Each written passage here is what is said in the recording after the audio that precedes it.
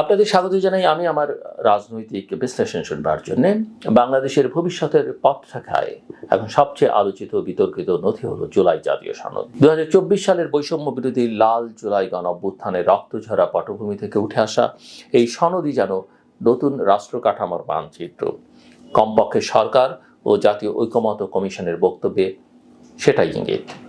অন্তর্বর্তী সরকারের প্রধান উপদেষ্টা অধ্যাপক মোহাম্মদ ইউনূস এটিকে বর্বরতা থেকে সভ্যতায় উত্তরণের দলিল আখ্যা দিয়েছেন। এই বর্ণনা যেমন প্রশ্ন তোলে অতীতের উপর, তেমনি প্রত্যাশা তৈরি করে ভবিষ্যতের প্রতি।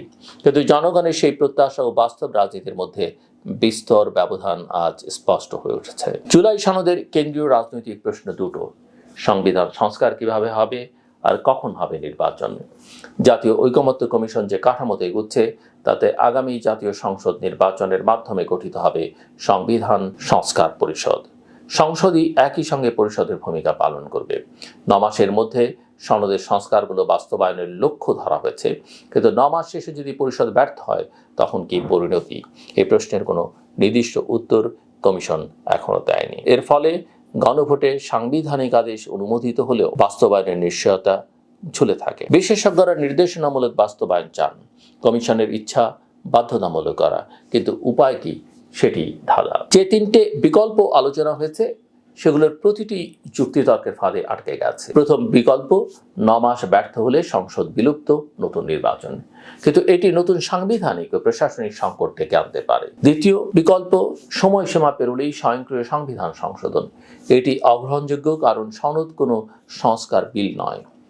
ভাষা স্বীকৃতির মতো বিষয়ে পরিষদের বিতর্ক সিদ্ধান্ত জরুরি। তৃতীয়, নির্বাচনের পর আগে পরিষদ, তারপর সংসদ, এটি রাজনৈতিকভাবে ঘোর অনির্দিষ্ট। ফলে বাস্তবতার দিকে তাকিয়ে কমিশন সম্ভবত নির্দেশনামূলক পথেই হারবে, অর্থাৎ সইকারী দলগুলো ক্ষমতায় এলে বাস্তবায়ন করবে, এই আশার উপর দাঁড়াবে জুলাই সনদ। এখানে মূল উদ্বেগটা হচ্ছে জন আস্থার। যে সনদ প্রায় 1000 শহীদের রক্তের ঋণে জন্ম নিয়েছে, তার বাস্তবায়ন কি আশার উপর নির্ভর করবে, নাকি নাগরিকের হাতে একটি কার্যকর বাধ্যতামূলক কাঠামো তুলে দেওয়া উচিত ছিল? গণভোট যদি শুধু মতামতের প্রতীক হয়, পালনের নিশ্চয়তা ছাড়া, তাহলে এটি কেবল একটি রাজনৈতিক শো হয়ে দাঁড়াবে। জুলাই সনদের আরেকটা রাজনৈতিক জট হলো বিএনপি ও সমমনা দলগুলোর নোট অফ ডিসেন্ট। উচ্চকক্ষ গঠন সহ 9টি মৌলিক সংস্কার বাস্তবায়নে তাদের আপত্তি আছে।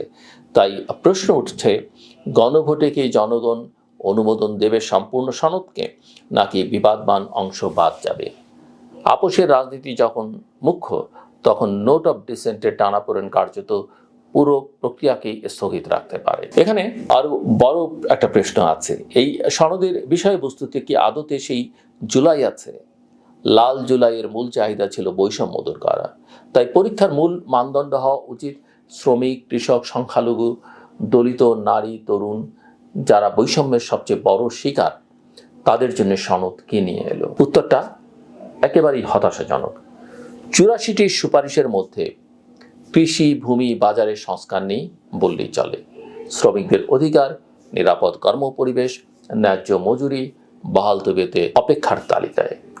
নারীদের জন্য প্রস্তাব কেবল সংরক্ষিত আসন বাড়িয়ে 100 করা, সরাসরি নির্বাচনের দাবির কোনো প্রতিফলন নেই।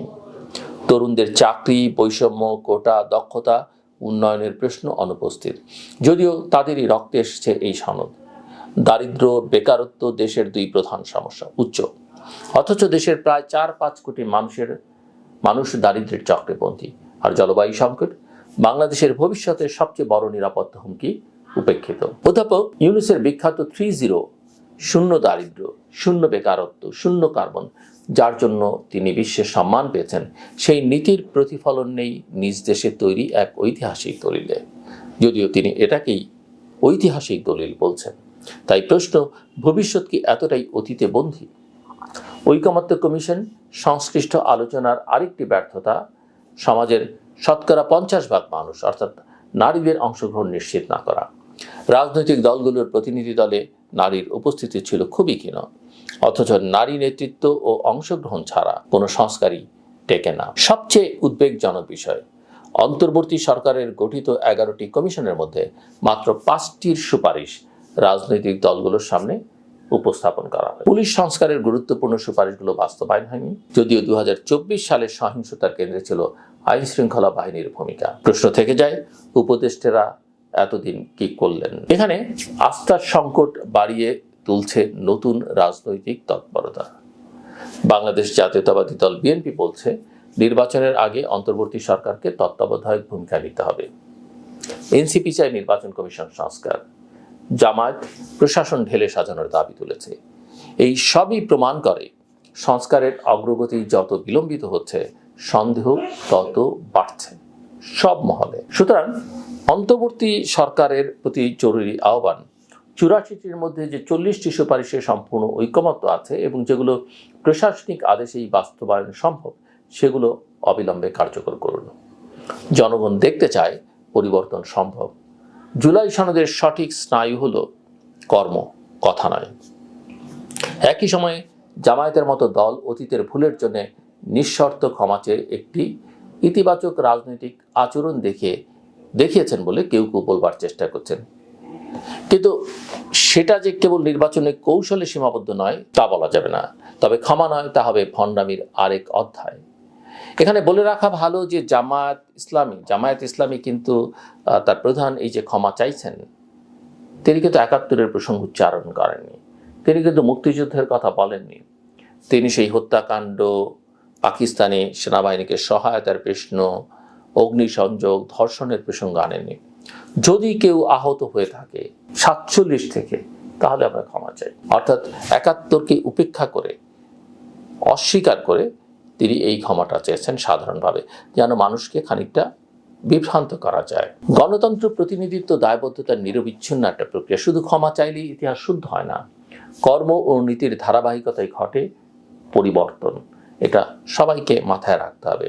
আমরা যখন আওয়ামী লীগের বিচার চাই, দল হিসেবে বিচার চাই, তখন আমাদেরকে কিন্তু জামায়াতের বিচারটাও চাইতে হবে, এবং সেটা কিন্তু আমরা আজকের বাস্তবতায় ভুলে যাই। এই ভুলে যাওয়াটা বড় বিপদ ডেকে আনতে পারে। বাংলাদেশের সামনে এখন একটা অভূতপূর্ব সুযোগ। অন্তর্বর্তী সরকার এখনো নৈতিকভাবে গ্রহণযোগ্য, কিন্তু সময় ফুরিয়ে যাচ্ছে। সংস্কারের বাস্তব অগ্রগতি না হলে গণঅভ্যুত্থানের নৈতিক পুঁজি হারিয়ে যাবে। আমরা কি আরেকবার অপেক্ষা করব নতুন জুলাইয়ের, নাকি এই জুলাইয়ের ম্যান্ডেটে নির্মাণ করব বৈষম্যহীন গণতান্ত্রিক জবাবদিহিমূলক বাংলাদেশ? জাতি হিসেবে আমাদের জন্য পরীক্ষা এখানেই। বাগ্মিতা আমাদের এগিয়ে নেবে না, কথার ছুরি আমাদের এগিয়ে